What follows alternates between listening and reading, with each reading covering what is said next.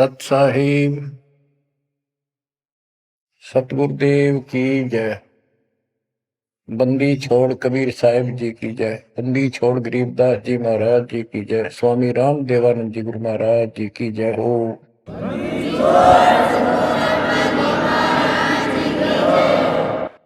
सर्व संतों की जय, सर्व भक्तों की जय, धर्मी पुरुषों की जय। श्री काशी धाम की जय, श्री सुडानी धाम की जय, श्री करोथा धाम की जय, श्री बरवाड़ा धाम की जय। सत साहिब गरीब नमो नमो सत्य पुरुष को, नमस्कार गुरु के नहीं। सुर नर मुनिजन साधु, संतों सरस दीन। सतगुरु साहिब संत सर, दंडवतन प्रणाम।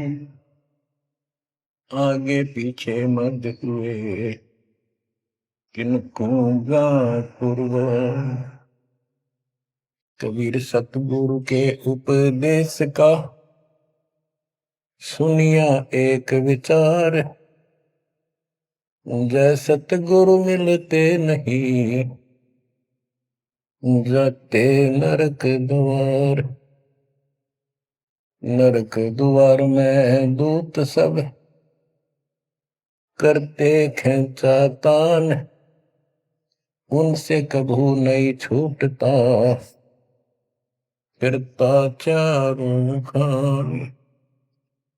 कबीर चार खानी में भरमता, कबहू न लगता पार। सो फेरा सब मिट गया, मेरे सतगुरु के उपकार। जय जय सतगुरु मेरे की, जय जय सतगुरु मेरे की। सदा साहिबी सुख से वसियो, अमरपुरी के डेरे की। जय जय सतगुरु मेरे की, जय जय सतगुरु मेरे की।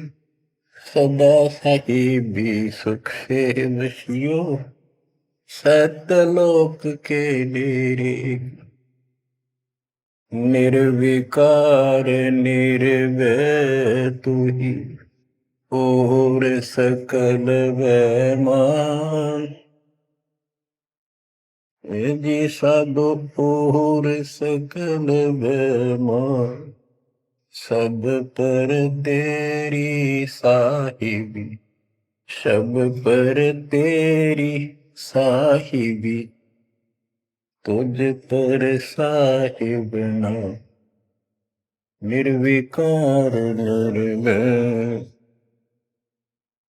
परम पिता परमात्मा कबीर जी की असीम कृपा से बच्चों, आज हमारे अंदर अपने घर जाने की प्रबल प्रेरणा हुई है। बच्चों, कोई भी काम है उसकी विशेष जानकारी होने के बाद उसमें रुचि बनती है। किसी प्रकार अब हमें पता चला है कि इस लोक में हम गलत स्थान पर रह रहे हैं, और आपको यह भी याद दिलाया जाता है कि ये शरीर नहीं रहेगा। जिस परिवार को देखकर हम खूब खुश हैं और होना भी चाहिए, पर ये साथ कितने दिन का है यो तक भी ध्यान देते नहीं। इसके ध्यान ना देने से हम जन्म और मरण के इस महान कष्ट को भोग रहे हैं, इस महान कष्ट को झेल रहे हैं। अभी तक कोई इस तरह सच्चाई कहने वाला नहीं था। जैसे कोई यूं कह देता ना, भाई ऐसे ऐसे वो हो सकता है, मृत्यु हो जाएगी, तो यूं कहा करते भाई, तो भाई ये बात ना बोला, मृत्यु हो जाएगी, अच्छी बात बता। यानी यूं कहना बुरी बात मानने थे कि यूं ना कह, मौत भी हो जाएगी कभी। संसार भी छोड़ना पड़ेगा। यानी इस सच्चाई को अवॉइड करने की चेष्टा करते थे। तो बच्चों, कबूतर क्या करता है, जब बिल्ली निकट आ जाती है वो डर जाता है, उड़ने की बजाय आंखें बंद कर लेता है और सोच लेता है खतरा टल गया, तो वो उसकी गर्दन मरोड़ के खा जाती है। अब आंखें बंद करें काम नहीं चलेगा, ये तो खोलनी पड़ेगी, हिम्मत करनी पड़ेगी, यहां से उड़ना पड़ेगा, काल से बचना पड़ेगा। पहले जैसे 12 कबीर पंथ चले हैं, उससे पहले ये हिंदू समाज, हिंदू धर्म, उसके बाद ये यहूदी धर्म, ईसाई धर्म, फिर मुसलमान धर्म, जैन धर्म, और ये 12 पंथ, इनमें ज्ञान तो बताया जाता था कि भक्ति कर लो, नहीं तो 84 लाख योनियों में जाना पड़ेगा, पशु पक्षी बनना पड़ेगा। और आत्मा डरती भी थी, भक्ति के लिए प्रेरित भी होती थी, लेकिन वो भक्ति शास्त्र विरुद्ध थी, शास्त्र में प्रमाणित नहीं थी, और वो ज्ञान भी शास्त्र प्रमाणित नहीं था। श्रीमद् भगवत गीता अध्याय 16 श्लोक 23 में स्पष्ट किया है कि शास्त्र विधि को त्याग कर जो अपनी मर्जी से मनमाना आचरण करते हैं अपनी इच्छा से, उनको न सुख होता है, न कोई सिद्धि प्राप्त होती है, और न ही उनकी गति बढ़ती। या तो ये कहो कि गीता गलत और ये झूठे गुरु सच्चे, इनमें से एक को रिजेक्ट करना पड़ेगा, लेकिन गीता को कोई रिजेक्ट कर नहीं सकेगा। आखिर में इन झूठे गुरुओं को त्यागना पड़ेगा।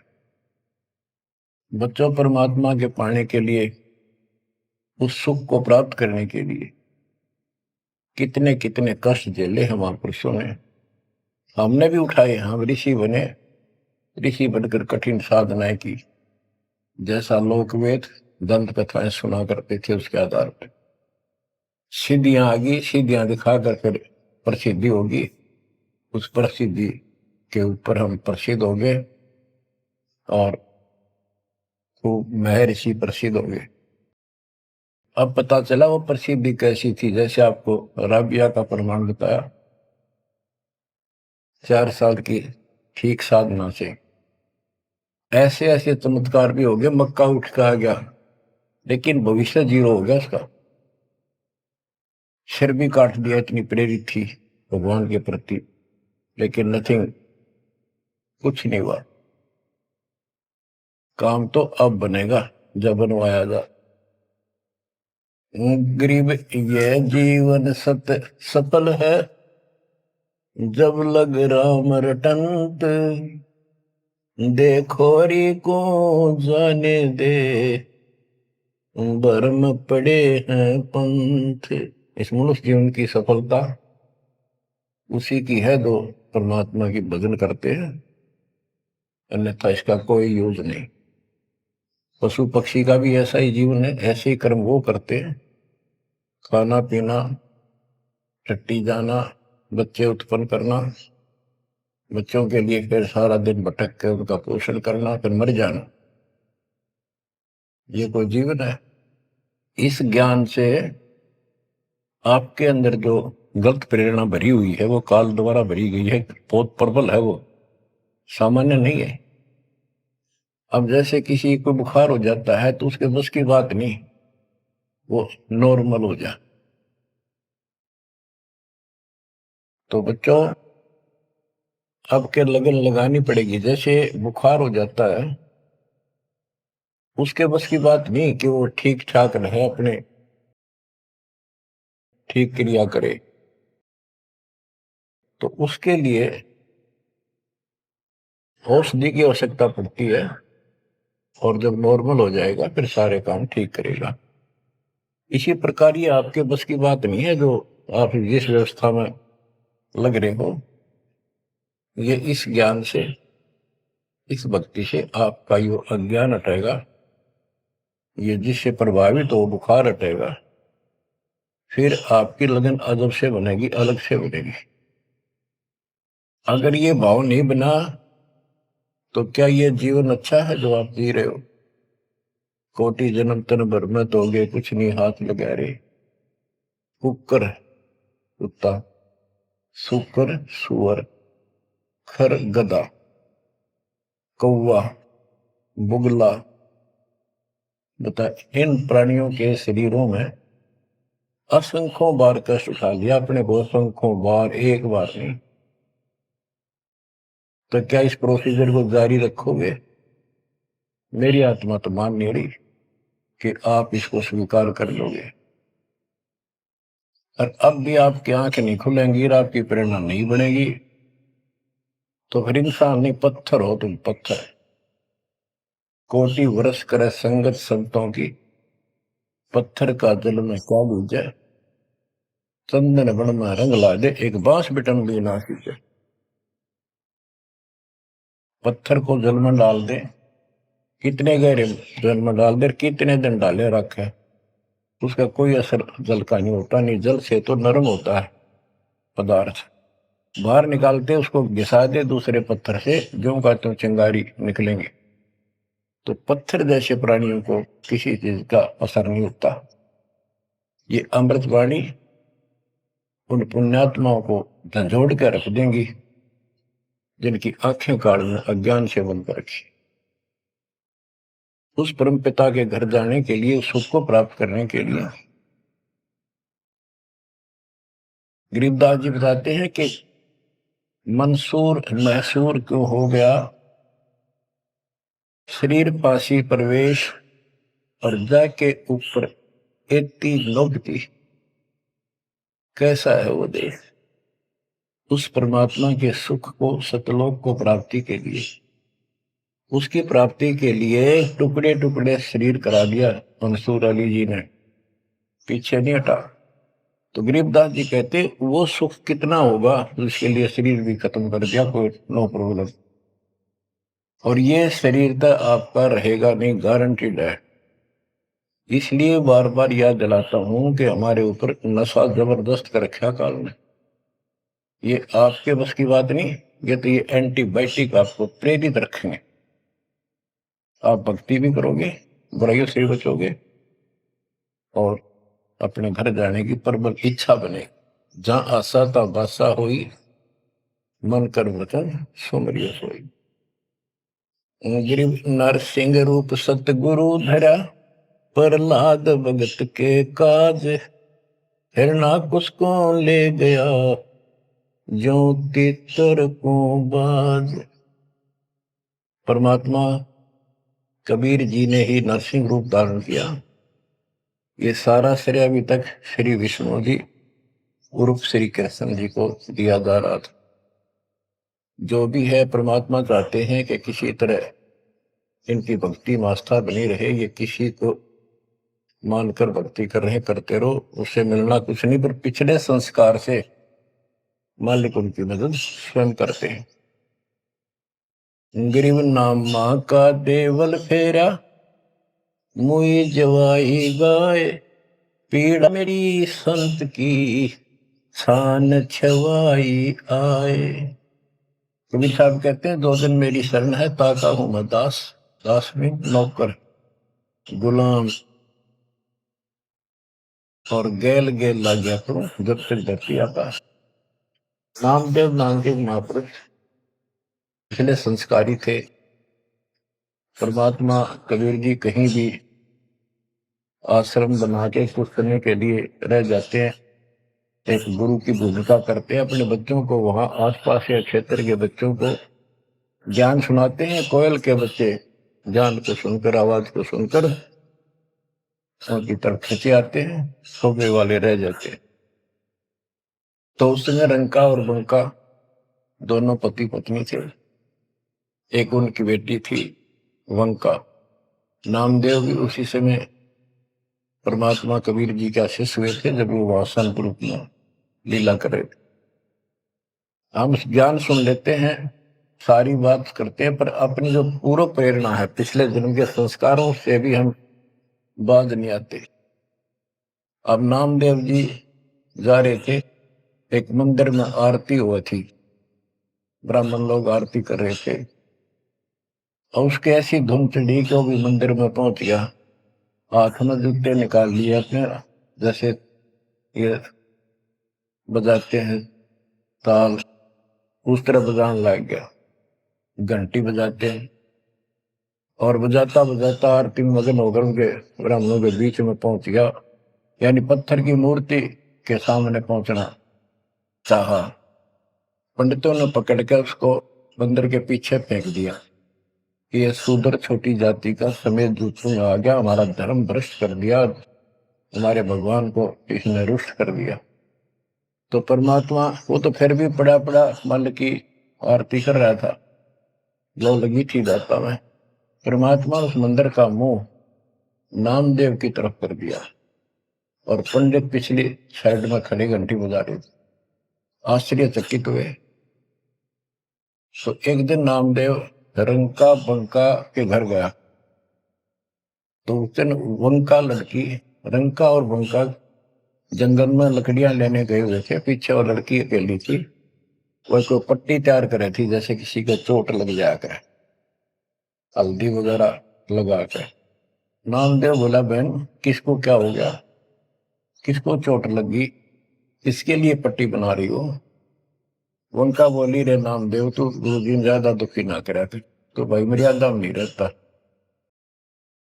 वहां के जरूरत है तेरे को जाने जिस मंदिर में, अपना मंदिर में जाना भगवान अलाउड थोड़ा कर रखा है, मानता नहीं तो तेरे लिए, तेरी इज्जत रखने के लिए गुरु जी तेरे मंदिर पे गए थे, हाथा चोट लगी भाई, उनका पट्टी बांधो। नामदेव गया, देखा तो सचमुच गुरु जी के हाथों में चोट लगी हुई है, और वो कान पट्टी बांध। हम भक्ति भी करते हैं पर अपने संस्कार फिर भी कोई न कोई अड़ाए रखते हैं, ये परमात्मा को परेशान करते हैं। आप अब आ गया है कति पीक टाइम, अब ये बात नहीं चलेगी।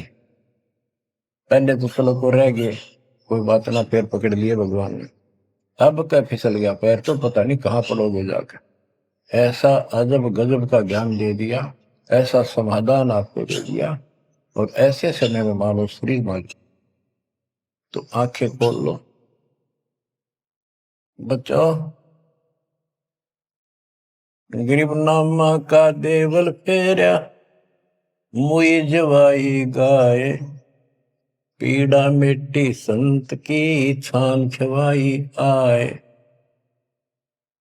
अब एक जिसमें नामदेव जी ने मंदिर घुमा दिया, घुमाया तो मालिक ने था, लेकिन मालिक अपने नाम नहीं लेते, दादू सिर दर्जीव के आप बगल हो जाए, करा करावे साइया मन में लहर उठा, दादू सिर दर्जीव के आप बगल हो जाए। उनकी महिमा ज्यादा होगी, मुसलमान धर्म के लोगों को दिक्कत हुई, उन्होंने राजा को कहा कि ऐसे ऐसे काफिर है, वो दुनिया को गुमराह करता है कि मुर्दे जिंदे कर देता है, मंदिर घुमा दिया, ऐसे कर दिया। राजा ने पकड़ के बुलाया और कहा, ये गाय काट दी वहां पर, इसको जिंदा कर, जब जाने तो संत है, नहीं तो तेरे को आज तेरी गर्दन यही काट दूंगा। कबीर साहब कहते हैं, हम फिर वहां गए बच्चे, अपने बच्चे के लिए, और उस गाय को जीवित किया। जैसे पुराने समय में संस्थान झोपड़ी डाला करते थे, हट घास ग्रास की, और वो साल भर में कंडम हो जाती थी, तो बारिश आने से पहले उनको फिर से या तो नहीं डालते थे या तो उनमें कुछ रिपेयर किया करते थे। नामदेव की माता जी ने कहा, बेटा अपनी छान ठीक कर ले, झोपड़ी बारिश आने वाली है, मौसम निकट है। वो कहने लगा, ठीक है माता जी, जाता हूं मैं जंगल से सर काट के लाता हूं, वो सरकंडे से घास फूस। रास्ते में सत्संग हो रहा था, सत्संग सुनना, फिर वहां सेवा में लग गया, शाम होगी, वापस आ गया। उसकी माँ बोली बेटा ले निकल घास फूस। माँ ऐसे ऐसे सत्संग में चला गया, ध्यान नहीं रहा। अगले दिन फिर ऐसे ही। उसकी माँ बोली भाई देख ले तो बारिश हो जाएगी, कुछ दिन सारे कपड़े भीजेंगे, अपने भीगेंगे, बहुत नुकसान हो जाएगा। अगले दिन भी ऐसे हुआ। तीसरे दिन उसने सोचा आधा सत्संग सुन लो और फिर जाऊंगा। आधा सत्संग सुनकर चल पड़ा। सत्संग तो फिर पूरा ही सुनना पड़ा उसने, फिर सेवा सेवा ना करी, अपना काम के लिए चल पड़ा। जल्दी जल्दी घास फूस काटने लगा, पैर में कुहाड़ी लगी, दांती लगी और ज्यादा चोट लग गई। पैर के पट्टी बांधी, अपना कपड़ा वही ले रखा था पाड़ के चंदर। और उसी दिन परमात्मा ने नामदेव का रूप बनाया और खूब ये सरकंडे सिर पर धर के ले आए, आकर छान बना दी और डाल दी। नामदेव शाम को लंगड़ाता लंगड़ाता पहुंचा। माँ बोली के लग गया बेटा? मैंने बताया माँ ऐसे ऐसे आज भी ना लड़ पाया मैं तो। माँ उस झोपड़ी से आगे पहुंच गई, बेटे को तकलीफ सी देख के क्या लग गया बेटे का। माँ माफ करिए आज भी नहीं सामान लान पाया मैं तो, वो ऐसे ऐसे बन गई मेरे साथ। कोशिश करूँ था जल्दी जल्दी काटूं, माँ दुख पाओगी। मेरे तो पैर में कुहाड़ी लगी है, दांती लगी, चोट लगी और चला भी नहीं जाता। माँ ठीक होती बनाऊंगा झोपड़ी। उसकी माँ उसके मुंह की तरफ क्या बेटा क्या बोल रहा है तू? तो अभी तो आया था झोपड़ी खुद बना के गया। बेटा क्या कह रही है, चोट कब लगी तेरे? नामदेव निकट आया, देखा ताजी झोपड़ी बना रखी है गजब के सरकंडे लाके। ऐसे तो आसपास की तो थे भी कोनी ऐसा घास फूस। नामदेव खूब रोया बैठे। माँ भगवान थे, परमात्मा थे वो तो। बच्चों दो दिन मेरी शरण है ताका हूं मैं दास, गेल गेल ना गया फिर जब तक धरती आकाश। ये किसी जन्म में भक्ति खूब करी थी जैसे इस युग में, और इस युग के पिछले हुए भक्ति गजब की रहती है, क्योंकि यह साधना शास्त्र में खुला। मोक्ष ना होता तब तक परमात्मा इनके साथ रहे। इनसे चमत्कार भी होते रहते, नाम भी हो जाता, पर काम तो ना बढ़ा, मोक्ष तो ना हुआ। तो ये जो ज्ञान आपको सुना जा रहा है, ये हर पहलू पर आपको सतर्क किया जा रहा है। तो या तो इस भक्ति में छोड़ दो, रिया कति दर्द हो जाओ, कमर कस लो, अब के पीछा छुटवाना है। ये लल्लो पत्तो बहुत होली। केवल हम सुख मांगते हैं, धन मांगते हैं, बेटा ना तो बेटा मांगते हैं और धन संपत्ति मांगते हैं। ये तो बिना मांगे दे देगा जब दिल डट गया आपका। डर रहे तो कोई भी काम है दृढ़ता के साथ होता है। धीरे धीरे रे मना, कबीर साहब कहते। कबीर धीरे धीरे रे मना, धीरे सब कुछ हो, माली सींचे सौ गुड़ा फिर तो आए फलो। आज पौधा बोया है आम का, अगले दिन नहीं लगेंगे फल उसके, महीने 20 दिन में भी नहीं लगेंगे। वर्षों उसकी सेवा करनी पड़ेगी। एक बार पेड़ बन जाने दो, फिर देखना आपको छाया भी और फल भी इतने देगा, आप भी खाइयो, रिश्तेदारों को खिलाइए। इसी प्रकार इस भक्ति रूपी पेड़ को, पौधे को पेड़ बना लो। दास देख रहा है, दास ने शुरुआत जब की थी उनकी क्या स्थिति थी मेरे बच्चों की, भक्तों की। वो डटे रहे, टिके रहे, आज हर तरह से उबारा है, संसार से न्यारा है और मोक्ष मिलेगा। जो जन्म मरण का कोड कटेगा। गरीब कबीर के सो बंजारा हुआ, आप भक्ति के हेत कंकर बोई जान के, धना भगत के खेत। धन्ना भगत जी बहुत जबरदस्त लगन की लगी हुई थी उनकी, बहुत जबरदस्त भगत थे। दया भाव संत में होती है। बारिश हुई, बीज सभी किसान ज्वार बीजने चल पड़े। तन्ना की पत्नी ने भी ज्वार दे दी 5 किलो, अल्ले खेत में बो के आओ। भगत जा रहा था बैलों को साथ, बैल लेकर के, हल लेकर के। रास्ते में 4-5 भगत भूखे थे, बैठे थे। अब भगत स्वाभाविक साधु संत को देखकर राम राम करी, उसने बैल खड़े कर दिए, बैठ गया 2 मिनट भगवान से। सुबह सुबह पता चला कि उन्होंने 3 दिन से भोजन नहीं खाया था और मरने के कगार पर। कहने लगे भगत हम तो मृत्यु के निकट हैं, कहीं भोजन नहीं मिला। क्योंकि रेगिस्तान राजस्थान या भी पहले सारी स्थिति ऐसी थी नहीं बढ़िया वाली जनता की। बारिश हो गया तो फसल होगी, ना तो भूखे मरा करते। तो भगत जी ने सारे के सारे ज्वार रख दी उनके आगे, बीज, वो मरे थे भूखे, सारी खा गई। अब वो चल पड़े। भगत जी ने सोचा ही वे घर वाले लड़ेंगे, पत्नी भी गर्म मिजाज की थी, और इसमें तो भाई कोई भी टोक दे, बीज भी कित खा गया तो कित खो दिया। किसान का तो जीवन होता बीज। लेकिन उसने परिवार न्यौछावर कर दिया।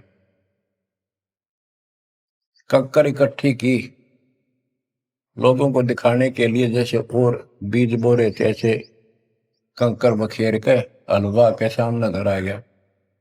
खेत में जाकर नहीं देखा। कुछ दिनों के बाद औरों का तो ज्वार गजब की उगरी, और भगत जी के खेत में तुम्बे मतीरों की बेल उगरी बिना गिरती की। मतीरे लग गए मोटे मोटे ये तुम्बे। अब क्या होता है कि भगत जी के खेत में, धन्ना भगत के खेत में बहुत ज्यादा बेल उगी मतीरों की, मतीरे से मोटे मोटे लाग गए, ऊपर नीचे पड़े न भरी दिखे उनका खेत भरा। कुछ दिन के बाद क्या होता है कि बारिश ना होने से उस क्षेत्र में अकाल जैसी स्थिति होगी। वह ज्वार किसी का हुई, किसी की थोड़ी बहुत हुई, बिल्कुल नहीं हुई। तो वो तो बाद की बातें हैं। किसी ने जाके धन्ना भगत की पत्नी को बता दिया कि तुमने ज्वार नहीं बोई। वह बोली बोई, वो कहा हमारा भगत कि ना आपके तो मतीरे उग रहे हैं, ज्वार है ही नहीं। उसका दुख हुआ, ज्वार भी कित खा गया यो। तो वह गई, देखा सचमुच वहां तो मोटे मोटे मतीरे भरे पड़े। एक मतीरा यानी एक तुम्बा लेकर चाल पड़ी। धन्ना भगत को पता था कि बात आज बिगड़ चुकी है। उसके बाहर जाते ही भगत वहां आ जाते थे, उसके रहते नहीं आते थे। वह जल्दी वापस आ गई। धन्ना भगत ने सोचा था शाम तक आओगी, तो भक्तों से कहा तुम जाओ, बात आज गड़बड़ है। सिर पर मतीरा रख रखा। आते उसने मतीरा सिर में मारा धन्ना भगत का। धन्ना भगत जी ने थोड़ा बचाव किया तो धरती में लगकर फूट गया। फूटते उसमें ज्वार निकली जैसी बीज की साफ सुथरी भेजी थी। अब भगत जी तक टेढ़ा पड़ा, सिर बचाया, और वह देवी देख रही थी, कभी धन्ना भगत को कभी ज्वार को। तो वह बोली ये कहां से आ गई ज्वार इसमें। धन्ना भगत नहीं बोला। वह फिर खेत में गई, वह ज्वार उठाकर अंदर रख ली। वहां जाके देखा कपड़ा बिछाकर मतीरे फोड़न लागी, ढेर लाग गया। गठड़ी बांध के चल पड़ी, ढोण लागी ज्वार। अरोरा की ज्वार कति कंडम सी होगी, वो ये को ना खड़ी तो रही, पर बस उसमें बीज नहीं बना, सूखी सूखी सी खड़ी। अब वह 3-4 गठड़ी 5-6 गठड़ी ले आई भर भर कर। भगत बोला जितनी आपने अपनी होनी चाहिए थी ना तेरे खेत में उतनी रखना, ज्यादा ना लेना भगतमती ने। बोली तू तो ऐसे करा कर, भगवान ने दी है सारी लाऊंगी। वह गठड़ी भर कर चाली। जब उसका कोटा पूरा हो लिया, वहां तक तब बोझ मरती आई, बाहर खूब लग गया, उतारी तो सारा फूस बना पाया, एक फेर लाई वो भी नहीं हो गया, हार के बैठ गई। फिर धन्ना भगत के खेत में ज्वार निकला, तुम्बों से ज्वार ज्वार निकला, गांव इकट्ठा हो गया। भगत बोला, भाई अपनी बांट लो थोड़ी थोड़ी, तुम सारे भूखे मर तो बच जाएगा गाँव। तो सब ने अपने हिसाब का थोड़ा थोड़ा ले लिया, और फिर भी उभरती रहेगी। बच्चों, ये बातें कोई बनावटी नहीं है। जिनने भगवान के ऊपर समर्पण किया, जो भगवान पर समर्पित हुए, भगवान ने कभी उनका मारा नहीं। चारों युगों को देख लो, हमने किसका रखा मारा। तो बच्चों, ये महापुरुषों की जो कथाएं हैं आज अपने काम आऊंगी। आप एक बार लग कर देखो इस मार्ग, कोई जगह नहीं रहेगी आपको अगर मगर कर्ण की स्मरण को, कति परमात्मा हर तरह से संतुष्ट कर देगा। दास अपनी एक कथा बताओगा। हम सुनते थे कि द्रौपदी का चीर बढ़ा दिया भगवान ने, पर ये नहीं पता था क्यों बढ़ाया था। वो तो अब इस तत्व ज्ञान से निखार हुआ कि कबीर परमात्मा ने एक लीला करके उसका लीर ग्रहण किया कपड़ा, और उसके कारण बढ़ा था। तो इससे कोई किसी को कहते वो मानता नहीं था, ये कोई बात है, कैसे हो सकता है, ऐसे नहीं हो सकता, वैसे नहीं हो। हम भी मानते थे कि चल ना होगा, पर भगवान तो है और बहुत काम कर रखे हैं। मन मानता था भगवान कुछ भी कर सकता है, क्योंकि आस्था जब भी बनती है जब ये भावना बढ़ जाएगी परमात्मा जो चाहे सो कर सके। उसके सामने इम्पॉसिबल वर्ड नहीं है उसकी डिक्शनरी। आपको बताता हूँ, नाम ले लिया, 2-3 साल हुए थे बस। 1988 में नाम लिया, 1990 या 89 की बात है, 88 या 89 की। तो एक मकान बनाया, ऊपर मकान बना रखा है, उसके ऊपर एक गैलरी ही पूजा स्थल बनाया, 5.5 बाई 15 फुट का। उसमें एक गली में झांकी थी, खिड़की और विंडो, और एक अंदर आंगन की तरफ क्रॉस वेंटिलेशन बढ़िया था। तो जल्दी के कारण मैं बने बनाए वो लिया जगड़े, पूजा स्थल 2 मांझ का उनको पेंट करके लगा दिया। उनमें शीशे भी लगे हुए थे, एक शीशा टूटा हुआ था, एक शर्फ खिड़की का, वो डबल होते। मैं ये चढ़वा देंगे बाद में, जल्दी काम हो जाएगा। वहां मैंने ये भक्ति बोध छपुआ कर रखी कि गुरुजी आएंगे उनको सौंप दूंगा, वो आगे भक्तों को देते रहेंगे जब कोई दीक्षा लेगा। ऐसे सेवादास करने लगा। क्या हुआ कि उस जो शीशा फूटा हुआ था उसमें क्या चूहे बढ़कर उनको काटने लगे।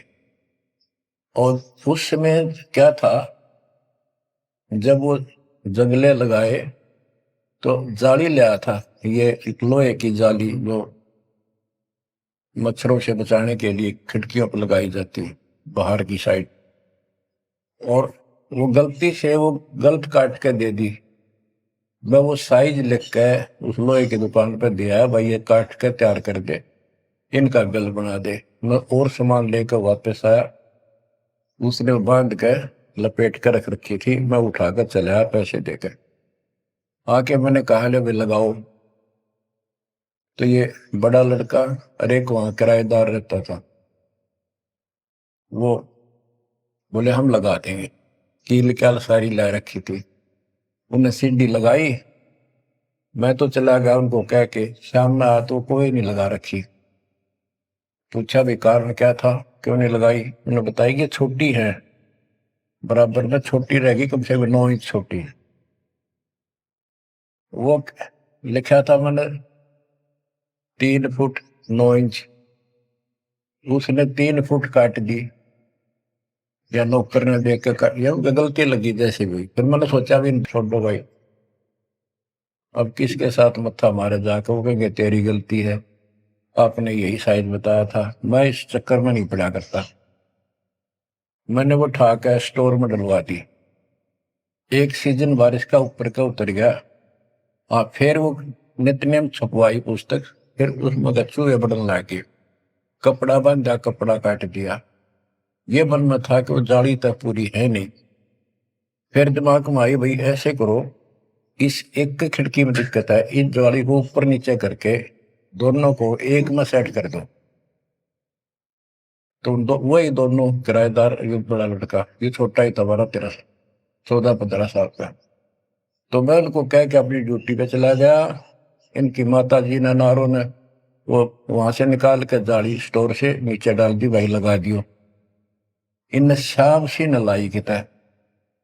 मैंने आके पूछा, एक जाली ला रखी, वह पूरी एक नीचे पड़ी। मैं ड्यूटी से आया शाम को 5 बजे। मेरे दुआई बात खटक रही थी, इन लगा दी होगी बच्चा ठीक से, ना मैं आप लगाऊंगा साथ लगकर। मैंने देखा एक जाली नीचे पड़ी, एक ऊपर लगा रखी, उसी पर जो शीशा टूटा हुआ था, गिलास। वो गिलास लगवाने की टाइम नहीं मिल रहा था, क्योंकि दूर मेरी ड्यूटी थी, कौशली साइड में हेडक्वार्टर था, 77 किलोमीटर जाना था। ये ऐसा था ही, जुगाड़ करना चाहा था मैं, कर दे फिर आराम से कर लेंगे। तो मैंने अनारों से पूछा कि ये जाली लगा दी उन्होंने। अब ईब ला के गए, सवेरे की कह रही थी भाई ला दे, पर ध्यान नहीं दे रहा था यो, लापरवाह। ईब ने देखा गाने वाला पापा, फटाफट बुला कर नील को लगवा दी। मैं बोला जाली ये और ले आए क्या? ये बोला नहीं और तो नहीं है, ये तो वही है जो ऊपर डाल रखी थी स्टोर में। मैंने ये सुबह आपके दादा इनको कह दी कि भाई ये रखी, लाओ, जब ला दी। मुझे विश्वास नहीं हो रहा, तू सच्ची बता, ये बदलवा तो नहीं डाय इसको? और बोली बदलवाओ की थी तो लाई मुश्किल तो है, बदलवान का कित सही हो। मैं हैरान, मेरा विश्वास नहीं हो रहा। एक पूरी हो ही नहीं सकती, पूरी हो करके भी 6-7 इंच नो लटकरी बराबर में मुड़ के, 9 इंच वो बड़ी और 6 इंच और एक्स्ट्रा उसी साइड में। दूसरी देखी, दूसरी भी गए। फिर इसने लैब में ढूंढ गए, बड़े लोग खेल खेल रहा था कितना। मैं बोला तू ये बता, ये जाली बदलवा के लाया है कि वही है? वही है, मेरी मां ने उतार के यहाँ डाल रखी थी, हमने ला दी। मैं मेरी कसम खा, कबीर साहब की कसम खा। बच्चों, वो दिन है आज, इतना गजब का विश्वास कर दिया जाता। बात कुछ नहीं थी, बात और भी लाई जा सके थी, लेकिन वो दिखा दिया, कपड़ा छोड़, हम लो बढ़ा जा। इस मालिक कबीर साहब ने लोहे की जाली बना दी, वो आज भी विद्यमान है। एक तो उनमें से वो मकान बेच दिया था इसने, वीरेंद्र ने, मेरे यहाँ इस मार्ग पाने के बाद। जिसने लिया वो भगत, उस भगत ने वापस डोनेट कर दिया कि ऐसी अनमोल पूंजी को मैं सुरक्षित नहीं रख पाऊंगा, आपको वापस दे। आज वो फिर वही है, वह जाली लगी हुई है, हमने भी उसमें सफाई किया नहीं है अभी, क्योंकि हमें थोड़ा सा फुर्सत अच्छी होगी, यहाँ से निपटेंगे मिशन को पूरा करके, उसको फिर याद के रूप में रखेंगे। तो बच्चों, विश्वास रखो इस मालिक पर। कह कबीर सुनो भी साधो, मैं तो हूँ विश्वास, और गलत साधना करने से कुछ नहीं मिलेगा। क्या बताते हैं, गरीब कबीर के सो बंजारा हुआ, आप भक्ति के हेत, काकर बोई जान के, धना भगत के खेत। वहां काकर से अन्न हुआ, कंकर से, वहां काकर से अन्न हुआ, वहां केसों से हुआ कबीर, वार पार पावे नहीं गति कुछ गहर गंभीर। अब नकली गुरुओं के कारण ये सारा अध्यात्म ज्ञान नष्ट होया पड़ा था। उसके बारे में कबीर साहब बताते हैं, गरीबदास जी बताते हैं, गरीब विष्णु त्रिलोकी नाथ के, परचे कोटि अनंत, भक्त वत्सल भगवान है, क्यों निंद है संत। यानी भगवान में आस्था बनाए रहने के लिए परमात्मा ने इन ब्रह्मा विष्णु जी को निमित्त बनाकर लीलाएं की। कहते इनको विशेष वो ना समझो, ये भी अच्छी आत्मा है, तीन लोग के नाथ हैं। अब जैसे कोई मंत्री है, उसकी भी पावर होती है, उसको ये कहना तो कुछ नहीं है, प्रधानमंत्री सब कुछ है। ये तो लड़ाई वाली बातें हैं। ये तो सतीथी बताई है, इनकी इतनी औकात है, इतनी ताकत है, उनकी इतनी है, इनसे हम दूर नहीं हो सकते और इनको एज ईस्ट पूज भी नहीं सकते कि ये करतार बने हुए हैं अपने आप। ये वो करतार नहीं जो होना चाहिए। गरीब करता ऊपर चोट है, कहते हैं करतार, मूल लह नहीं मूर्खा, गिनते हैं क्यों डारे। कि जितने करतार अपने आप बना रखे तुमने, राम कृष्ण विष्णु, ये फिर कितने बना रखे।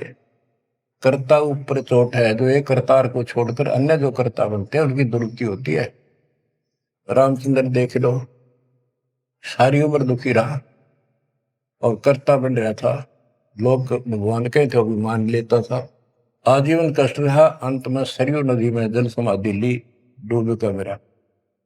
कृष्ण जी सारी उम्र दुखी रहा, सुख का सांस कभी नहीं, कभी कंस, कभी केसी, कभी चाणूर, कभी कुछ पूतना, और आखिर में दुर्वासा के श्राप से कुल उनके सामने नष्ट हो गया।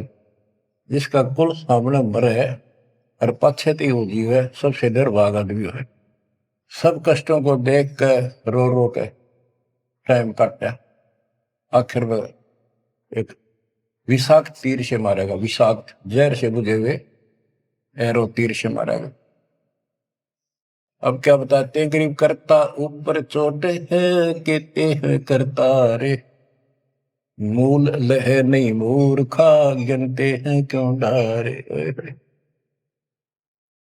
के मूल की पूजा क्यों नहीं करते, डालियों ने क्यों गिनते फिर हो तुम, कितने भगवान है, कितने टहनी है। मूल से सब कुछ होता है। गरीब सतगुरु साहिब एक है, दूजा भरम विरोध, बिन सतगुरु सूझे नहीं, चाहे पढ़ो 18 बोध। गरीब गल गोटा गुरु आखे ने, फांसी दे अड़ाए, द्वादश तिलक बनाए कर, चंपुर दे धकाए। कि ये इंसान का नाश करने, मनुष्य जीवन को बर्बाद करने वाले, ये बाह्य दिखावा करके द्वादश तिलक 12 तिलक बना लेंगे, कंठी माला पहन लेंगे, लाल कपड़े, बड़ी बड़ी दाढ़ी मूछ उठा लेंगे या घुटन घोट हो जाएंगे, मूड मुड़ा लेंगे। ये गलगोटा है, ये काल की फांसी लिए फिर रहे, झूठी साधना करवा के।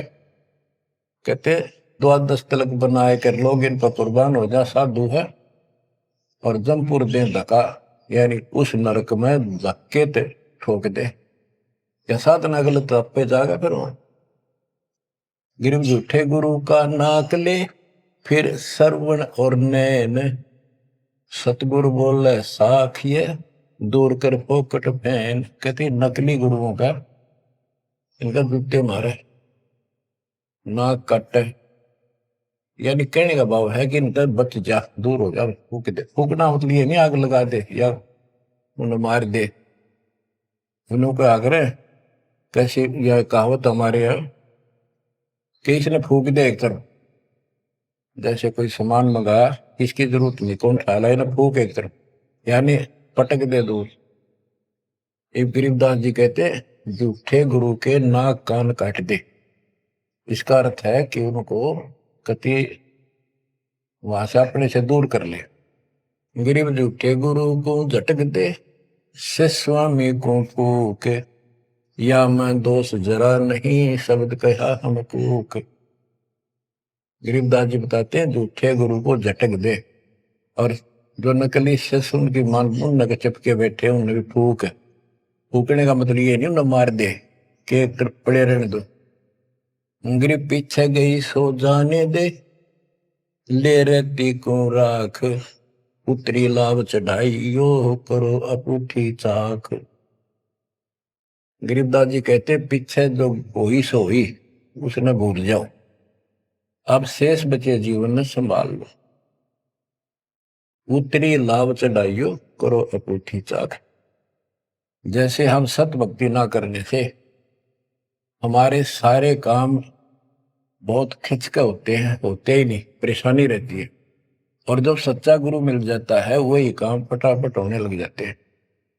पुराने समय में कुएं से जल निकाला करते थे, सिंचाई का काम भी कुओं से होता था। उसमें बैल जोड़े जाते थे, एक लाव होती थी, लाव, वो डोल नीचे जाता था, एक लकड़ की पुड़ी होती थी, लोहे का इतना सिस्टम नहीं था। फिर लोहे की बनने लगी थी पुली, उसके ऊपर वो लाव यानी रस्सी, मोटी रस्सी होती थी, बढ़िया मजबूत।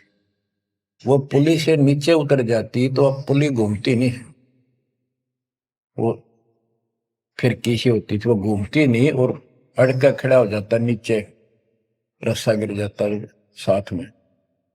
फिर उसको कहते ऊपर रख, फिर से पुली पर रख और फिर खींच, आसानी से घूमेगी और फटाफट पानी निकला होगा। कि शास्त्र विरुद्ध साधना करके भक्ति से दूर होकर भगवान से तुम दुख पा रहे हो, फिर से भक्ति शुरू कर दो, फिर आपको सुख। गिरिव पीछे गई सो जान दे, ले रहती कुआं। जो शेष बचा जीवन इसको संभाल ले रख, उतरी लाभ चढ़ाइयो करो अपूठी चाख। गिरिव बोए बिन पावे नहीं, जीवित कैसा योग।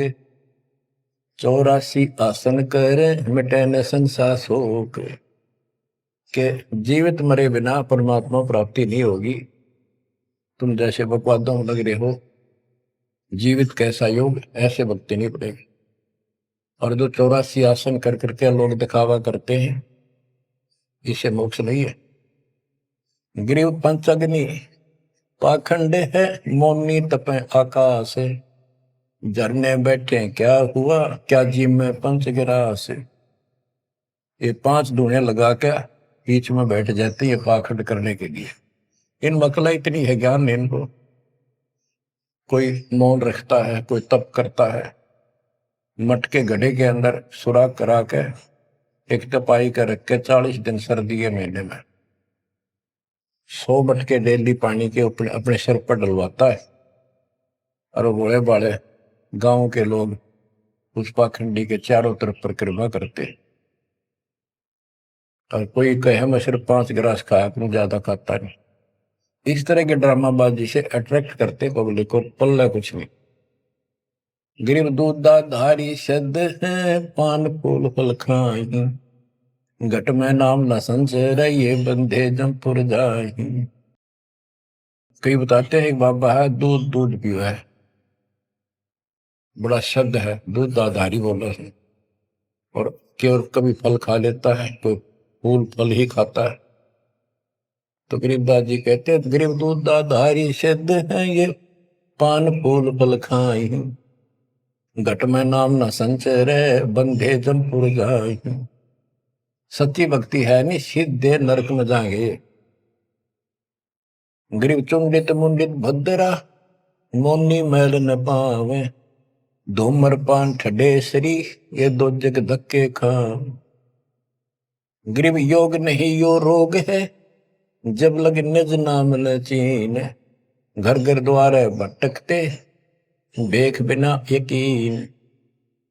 गरीब देख लिया तो क्या हुआ, जब लग नहीं विवेक। 3 काल निपजे नहीं मिटे कर्म रेख। के चुंडित मुंडित, जैसे बड़े बड़े सिर पर जटा रख रखी है, दाढ़ी बंडवारी, माला मूला पहन गए, बाहर भाई ड्रामा खोल कर रखा है, लाल कपड़े पहन रखे, या कति गोट करवा रखा, मुंड मुंडवा रखा। कहते हैं इनसे कुछ नहीं मिलना, कोई मौन रखते हैं। गरीब चुंडित मुंडित भद्रा, मोनी मैल न पावे। धूमर पान ठडे सरी, ये 2 जग धक्के खाओ। ये धूमर पान करें, नशे करें, 100 रुपए की मारे चलम भर कर ढूंढ उठा दे, ठडे सरी खड़े होकर तप करते। कहते 2 जग में धक्के खाओगे, नरक में जाएंगे। बच्चों, ये मूल ज्ञान है, ये तत्व ज्ञान। और ये जो ज्ञान आपको दिया जा रहा है, आपके लिए वरदान होगा। ये कबीर साहब की गिफ्ट है। इस रजा को संभाल के रखियो, इसको हल्के में ना दियो बच्चों। कुर्बान हो जाओ, ये धंधे करते था सिंह धन हो गए, कितना पूरा ना पट्टा। इसकी शरण में डट कर सत्संग सुना करो, सेवा करो और दान करो, मर्यादा का निर्वाह करो, भक्ति करो। देखना नारे रंग ला देगा दाता। मालिक आपको मोक्ष दे, सद्बुद्धि दे, आपको याद बनी रहे अपने घर की सच्चाई।